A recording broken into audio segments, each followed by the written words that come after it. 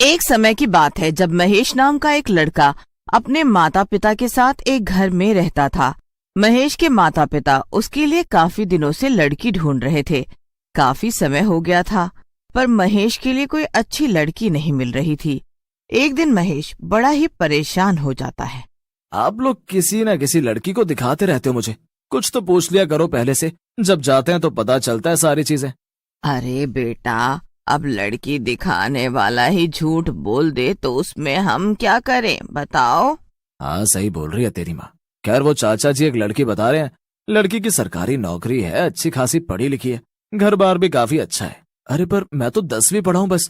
आखिर कोई सरकारी नौकरी वाली मुझ जैसे 10वीं पढ़े लड़के से क्यों हाँ करेगी। वो बेटा देखो, शादी ब्याह में थोड़ा बहुत एडजस्ट तो करना ही पड़ता है। सरकारी नौकरी होना कोई छोटी बात तो है नहीं। जिंदगी भर की टेंशन खत्म।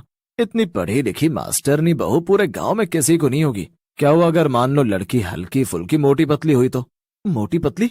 मोटी या पतली, मुझे ठीक से बताओ। मैं तो पहले ही बोल रहा था कि कोई सरकारी नौकरी वाली पढ़ी लड़की मुझसे शादी क्यों करेगी।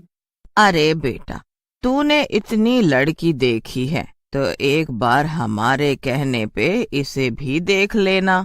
देख, वैसे भी तेरी उम्र निकली जा रही है।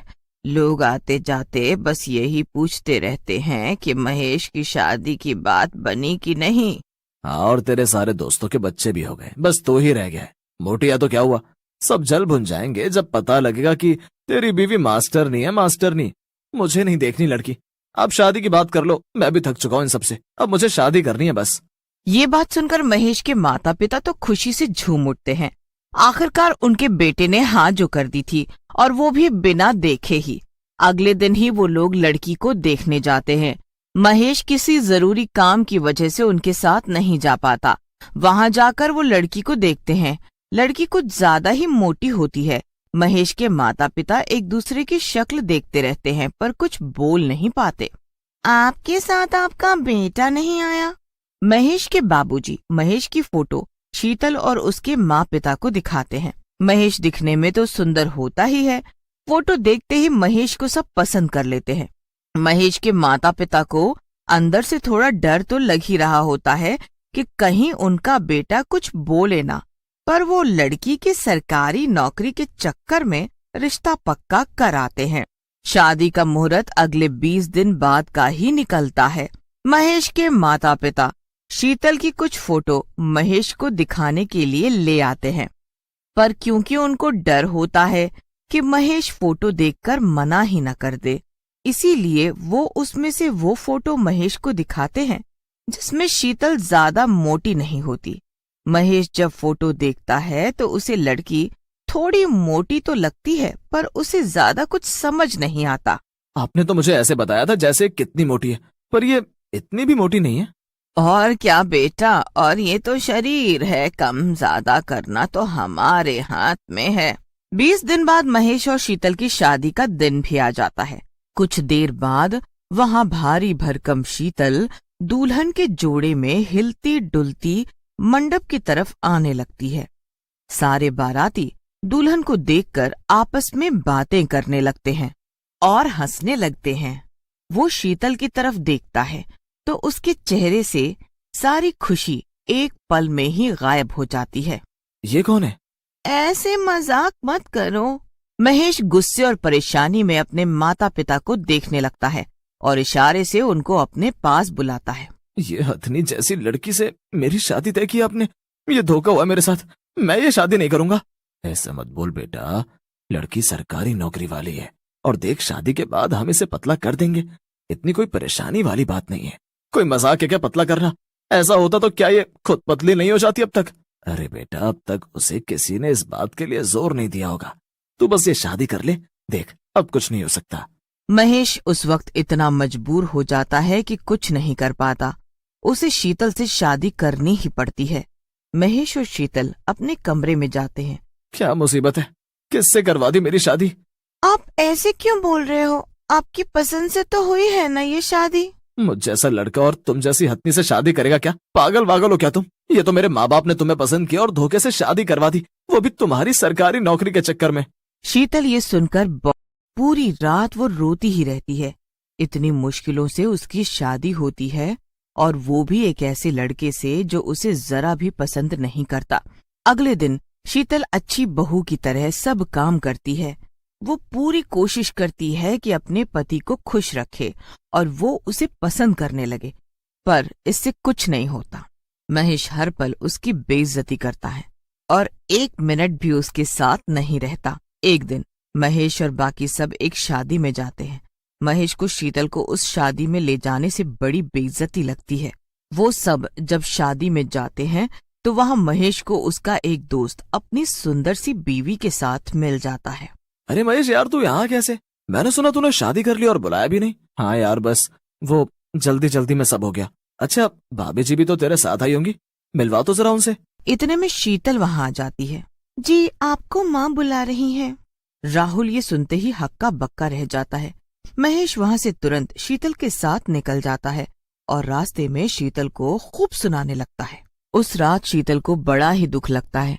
वो घर में तो आ जाती है, पर अब उससे ये सब नहीं सहा जा रहा होता। वो उस रात छत पर जाती है और वहां से नीचे कूदकर आत्महत्या कर लेती है। जब नीचे शोर होता है तो महेश और उसके माँ बाबूजी जल्दी से नीचे भागते हैं। शीतल के मरने का महेश को जरा भी दुख नहीं होता, बल्कि वो तो अंदर ही अंदर खुश होता रहता है। कुछ दिन बाद ये बात पुरानी हो जाती है और महेश एक पतली सुंदर सी लड़की से शादी कर लेता है। उसकी दूसरी पत्नी होती तो बड़ी सुंदर है, पर उसे अपनी सुंदरता पर बड़ा घमंड होता है। महेश और उसकी दूसरी बीवी काजल दोनों शादी की रात आराम से सो रहे होते हैं कि तभी वहां मोटी सी चुड़ैल प्रकट हो जाती है। मेरी जिंदगी बर्बाद करके, मुझे इतने दुख देकर आज दूसरी शादी करके इतने चैन से सो रहा है। तू क्या सोच रहा है? तेरा मुझसे पीछा छूट गया है? तूने जैसे जैसे मेरे साथ किया है ना, एक एक चीज का बदला लूंगी तुझसे। मोटी बीवी ने बहुत बर्दाश्त कर लिए, अब इस बार ये मोटी चुड़ैल बीवी कुछ बर्दाश्त नहीं करेगी। वो चुड़ैल कोई और नहीं बल्कि महेश की पहली बीवी ही होती है। वो अपनी बेइज्जती का बदला लेने वापस आती है और कहीं न कहीं उसकी मौत का जिम्मेदार भी महेश ही होता है। उस रात वो किसी को कुछ नहीं कहती, पर अगले ही दिन वो हर वक्त घर में घूमती है। ओहो, देखो तो नई दुल्हन कैसे इस महेश के साथ चली आ रही है। मेरे साथ तो कभी ऐसे खुश नहीं दिखा। अभी तेरी सारी खुशी खत्म करती हूँ। जी आप बैठिए, मैं आपके लिए नाश्ता बना कर लाती हूँ। काजल महेश के लिए नाश्ता बनाती है, जिसमें मोटी चुड़ैल ढेर सारा नमक भर देती है। जब महेश नाश्ता करता है तो उससे एक निवाला भी सटका नहीं जाता। इसी बात पर पहले ही दिन काजल और महेश की लड़ाई हो जाती है। महेश के माँ बाबूजी कुछ बोल भी नहीं पाते। वो जैसे ही नई बहू को कुछ बोलने की कोशिश करते हैं, वो उनको भी सुना देती है। ऐसा है, खाना आप लोग खुद बना लेना, मुझे तो ऐसा ही बनाना आता है। इतना कहकर वो अपने कमरे में जाकर टीवी देखने लगती है। अरे ये नई बहू तो पहले ही दिन लड़ने लगी। अब पता चलेगा सबको कि मेरे साथ क्या होता था, वो भी हर रोज। अब रात को महेश काम से घर आता है। महेश को यह सुनकर बड़ा गुस्सा आता है कि काजल सुबह से ही अपने कमरे में टीवी देख रही है। वो उसके पास जाता है, पर काजल को ऐसे गुस्से में देख वो उसे बड़े प्यार से मनाता है। अब सब कुछ उलट पलट जाता है। मोटी चुड़ैल बीवी हर दिन घर में कुछ न कुछ आतंक मचाती है, जिसकी वजह से रोज काजल की लड़ाई सबसे होती रहती है। आज मुझे एहसास हो रहा है कि मैंने अपनी शीतल के साथ कितना बुरा किया था। वो मोटी थी पर मन की बहुत अच्छी थी। इसे तो अपनी शक्ल पर इतना घमंड है कि मुझे इंसान ही नहीं समझती। उसकी मोटी चुड़ैल बीवी वहीं खड़ी सब देख और सुन रही होती है। उस रात उसके मन को बड़ी तसल्ली होती है, जैसे उसका बदला पूरा हो गया हो। उसे इस बात की भी खुशी होती है कि उसके पति को अपनी गलती का एहसास तो हुआ। कुछ दिन बाद काजल महेश को छोड़कर भाग जाती है और महेश शीतल की याद में फिर कभी शादी ही नहीं करता।